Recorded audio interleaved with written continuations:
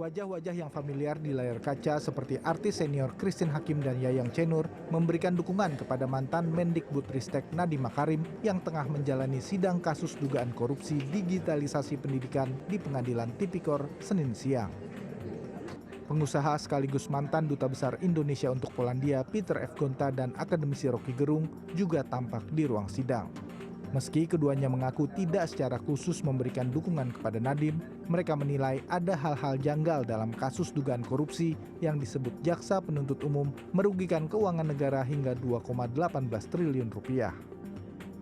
Saya kira jaksa pintar, tapi dia kelelahan untuk menghubungkan fakta untuk jadi bukti itu.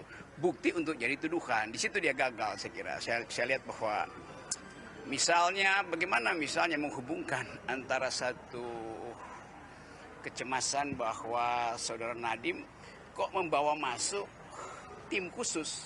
Bukankah itu fungsi dari kementerian? Sebetulnya seorang menteri kalau dilihat kementeriannya bodoh, ya dibawa yang pintar kan mudah aja. Dan itu bukan kriminal tuh.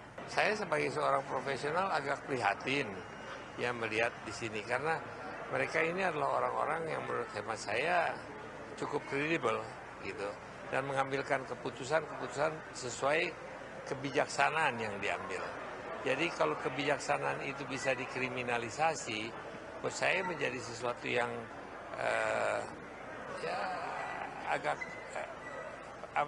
agak menjadi kekecewaan. Mohon maaf Pak Jaksa. Sejumlah perdebatan antara jaksa penuntut umum dengan terdakwa Nadiem Makarim terjadi selama jalannya persidangan. Di antaranya terkait penjualan saham yang pajaknya dibayarkan PT Aplikasi Karya Anak Bangsa (AKAB). Dalam dakwaan, Nadiem disebut memperkaya diri sebesar 809 miliar rupiah yang dikaitkan dengan investasi Google ke PT AKAB.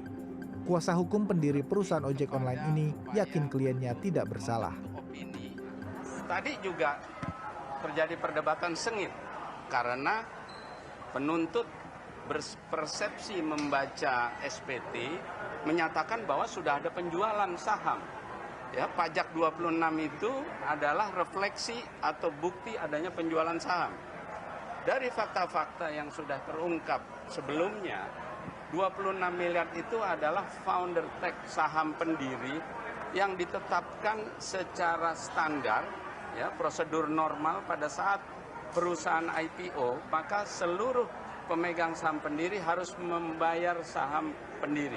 Jadi tidak ada data bahwa Pak Nadiem melakukan penjualan saham.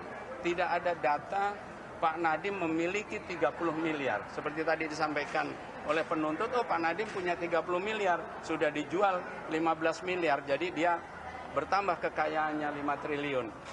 Tidak ada bukti. Sidang yang telah bergulir sejak Januari 2026 ini akan segera memasuki babak akhir. Setelah pemeriksaan terdakwa, jaksa penuntut umum akan membacakan tuntutan pada sidang berikutnya. Mahardika Utama, Evan Askam, Jakarta.